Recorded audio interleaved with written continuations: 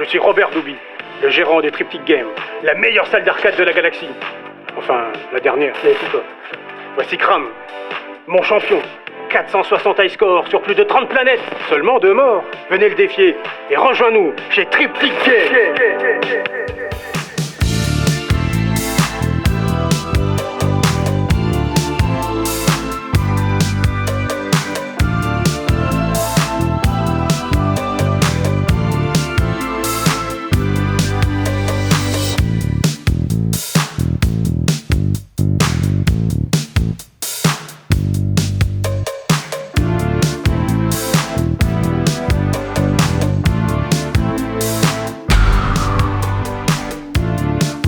Bonjour citoyennes et citoyens, aujourd'hui un épisode jeu vidéo qui va vous transporter dans un univers bien particulier. Et en ce premier quart du 21e siècle que vous traversez, qui se fait le chantre de la nostalgie exacerbée, une époque où assumer et affirmer son identité geek devient parangon existentiel de toute une génération, où il est plus important d'enchaîner les références plutôt que d'en comprendre la portée symbolique, de les digérer, les réinterpréter et les faire évoluer afin d'en tirer quelque chose de fondamentalement nouveau, il est tout à fait certain que nombre d'entre vous, n'ayant jamais connu réellement cet univers, en est pourtant bouffé du kilomètre carré. Et cet univers, c'est celui de l'arcade, avec des salles enfumées et crasseuses, remplies de jeunes et de moins jeunes, prêts à tout pour obtenir le high score.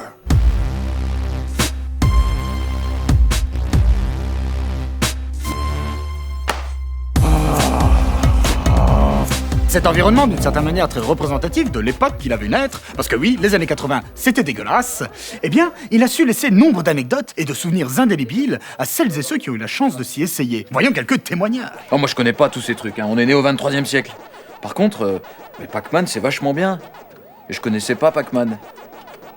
C'est la première fois que je joue à l'arcade, là, comme vous dites. C'est bien Pac-Man. Moi, quand j'étais petit sur ma planète, on avait d'autres jeux. Des super jeux. Pac-Man. On devait balancer les plus faibles de la tribu du haut du canyon de Varal. Et ensuite, on mesurait les giclées de sang. Pac-Man. Qu'est-ce qu'on se marie.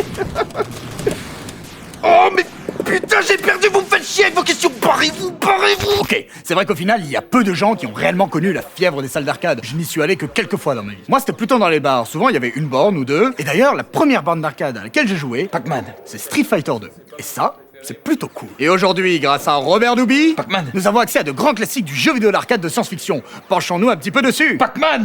Mais arrête avec ça, t'es borné. Borné d'arcade.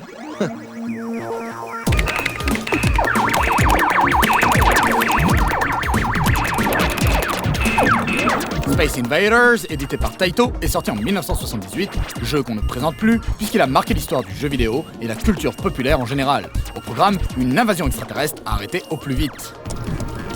Missile Command, sorti en 1980 par Atari, est unanimement reconnu pour la qualité de son gameplay.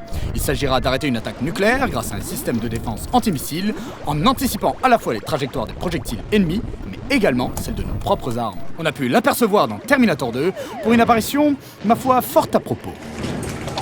Galaga, la suite du non moins connu Galaxian, développé par Namco en 1981, shoot 'em up qui paraîtrait aujourd'hui tout à fait classique, mais qui a su marquer son époque car il était non seulement le premier jeu à proposer des stages bonus, mais aussi à jouer avec 2 vaisseaux simultanément. Sa popularité fut telle qu'elle lui valut d'apparaître dans des films tels que War Games, et plus récemment dans Avengers, Pixel et Stranger Things. Tempest d'Atari, encore, est sorti lui aussi en 1981. Il marqua par ses graphismes vectoriels et sa perspective 3D qui en fit le tout premier représentant du Tube Shooter. L'adaptation du film Tron en 1982 est éditée par Bailey Midway Manufacturing Company qui avait pour particularité de proposer non pas un seul jeu, mais 4.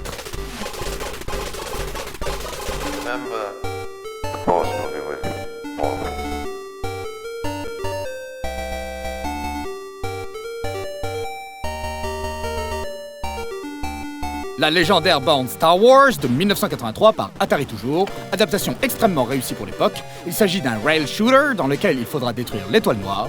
Avec graphisme vectoriel 3D, voix digitalisée du film, ce jeu est un must.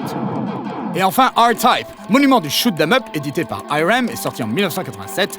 Il marqua par la qualité de ses graphismes et de sa musique. L'histoire nous plonge dans la guerre entre l'humanité et les Bidos, des êtres créés par les humains grâce à l'ingénierie génétique et la magie noire, mais qui finirent par se retourner contre eux. C'est pas mal, mais je préfère Pac-Man.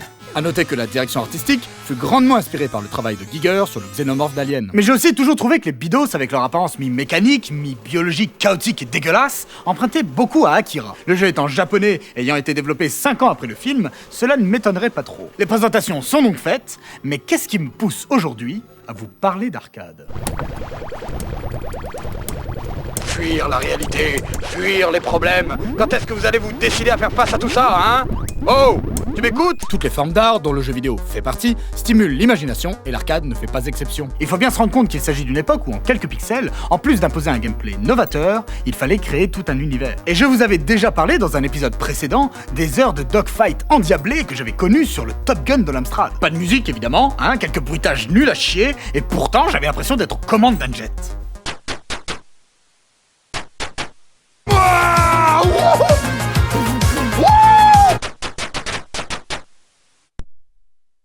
Et c'est là quelque chose de merveilleux, de voir à quel point, par la seule puissance de notre cerveau, nous sommes capables de créer tout un univers. Et c'est cet aspect particulier que je souhaite aborder avec vous aujourd'hui.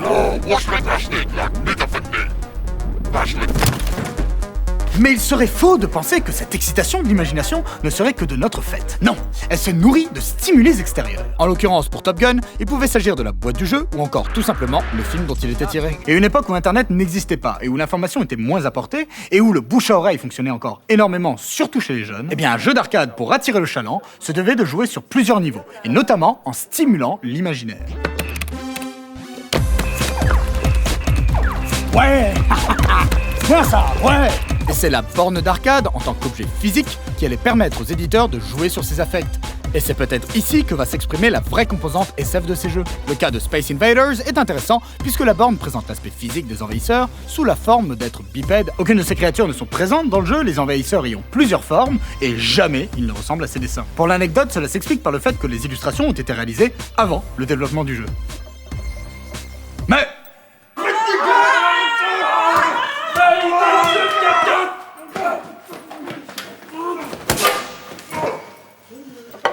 Pas me piquer mon gâteau. En tout cas, l'effet est là. La borne attire l'attention. La technique est similaire chez Galaga, avec cet être menaçant qui semble venir vers vous, même si j'ai toujours trouvé la borne un peu morne, avec cette unique illustration sur une surface toute noire. Et un logo kitschissime, il faut bien l'avouer. On dirait bien plus un logo pour un jeu d'aventure d'Heroic Fantasy. Missile Command et Tempest, par contre, sont de très belles bornes. On est ici dans le plus pur style SF rétro des années 80. Des lignes anguleuses, un style marqué et un choix de couleurs judicieux.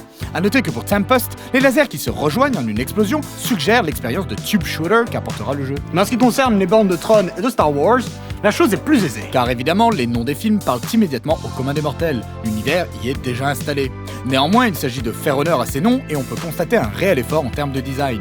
Avec du mouvement, des personnages, des vaisseaux et un style très mécanique pour la borne Star Wars, tandis que sur Tron, avec ses néons bleutés, une attention toute particulière a été apportée pour retrouver la direction artistique du film.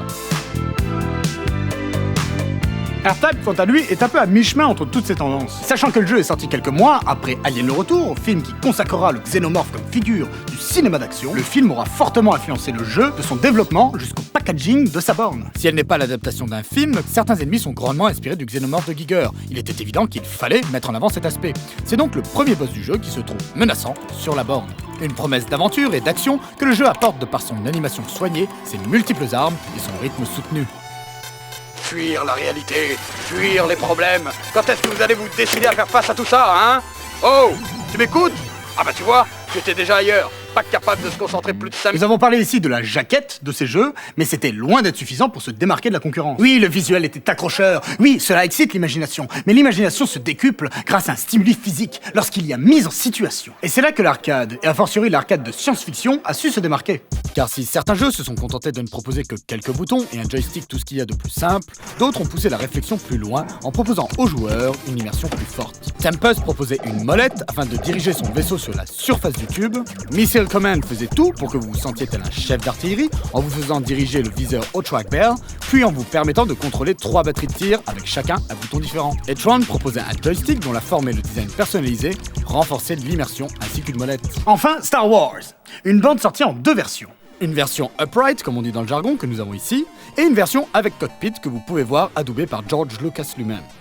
L'immersion est évidemment plus forte dans cette dernière, mais la borne verticale n'est pas en reste, puisque la vraie force du jeu était sa manette à double poignet, qui pouvait pivoter évidemment à droite et à gauche, mais dont les leviers pouvaient également être inclinés vers l'avant ou vers l'arrière, afin de faire monter ou descendre le vaisseau. Imaginez-vous, vous sortez du Retour du Jedi, et là, un jeu vidéo vous propose d'incarner un pilote de X-Wing en train d'attaquer l'étoile noire. Avec en prime, une application sensorielle via le son, et une application physique via la prise en main d'une véritable manette de pilotage. Comment ne pas être transporté? Fallait juste dire s'il vous plaît, hein?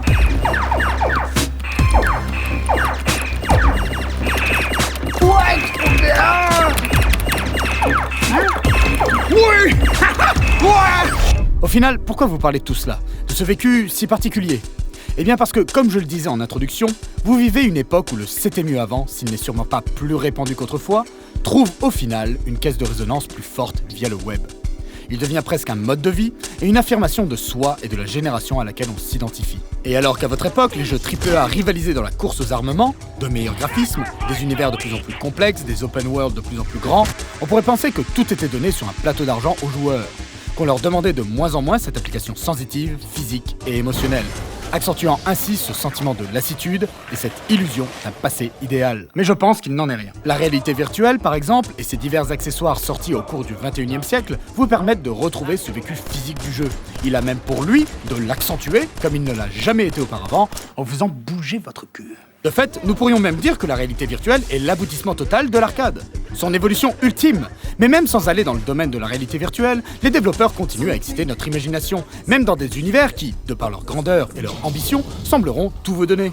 Et c'est pour ça que je me souviendrai toujours d'un détail comme dans Fallout 4, une paire de menottes comme ça posée sur une table d'interrogatoire, dans un commissariat abandonné depuis près d'un siècle. Du sang macule la table, et le squelette d'une main est laissé là à l'abandon. Et immédiatement, j'ai fantasmé quelle était l'histoire qui avait pu se dérouler en ces lieux. Et des exemples comme ça, il y en a des milliers. On sort un peu de la science-fiction, mais en témoignent aussi les centaines de vidéos que vous pourrez trouver concernant le secret du mont Chiliad de GTA V. Un secret pourtant inexistant, mais qui n'a pas empêché de nombreuses personnes d'essayer de le découvrir. Et il n'aura suffi pour ça que de quelques easter eggs disséminés au sein du jeu pour que l'imagination des joueurs s'enflamme. Un rien suffit donc. Et les joueurs et les joueuses chercheront toujours à aller plus loin. Car les seules limites à l'imagination sont celles que l'on s'impose à soi-même. Et que l'objet de votre fantasme soit des illustrations sur une bande d'arcade ou des objets secrets dans un jeu AAA, si vous souhaitez vous laisser transporter, Eh bien faites-le. Appropriez-vous les univers, transcendez-les et profitez du voyage. Cela vous demandera peut-être un petit peu plus d'effort car vous êtes continuellement submergé d'informations et de moins en moins innocent face à ce que l'on vous propose. Mais je suis sûr que vous saurez trouver en vous cette force et que plutôt que de regarder le passé avec regret, vous saurez voir ce que le futur vous propose de plus beau. C'est-à-dire l'invasion Xarlax et environ 5 milliards de morts. Mais ne vous inquiétez pas, c'est pour votre bien. Hey, tu veux les gâteaux? Allez, c'est sur ces mots pleins d'espoir que je vous laisse, citoyennes et citoyens. N'hésitez pas à vous essayer à cette expérience qu'est l'arcade, vous m'en direz des nouvelles. Et en attendant, n'oubliez pas, le jeu vidéo, c'est beau! ouais. Il est puissant, hein? Il va battre ton high score! Fuir la réalité, fuir les problèmes, pas capable de se concentrer plus de 5 minutes, hein? Tu vas commencer par baisser les yeux quand tu me regardes. Un peu de respect, petit. J'ai 241 ans quand même.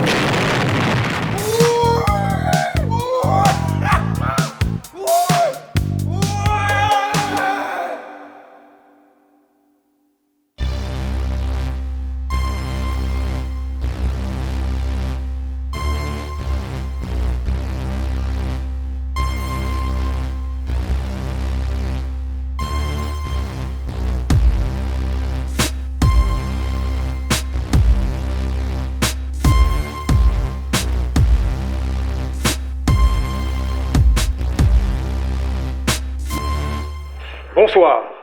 Voici le grand champion de Triptych Game.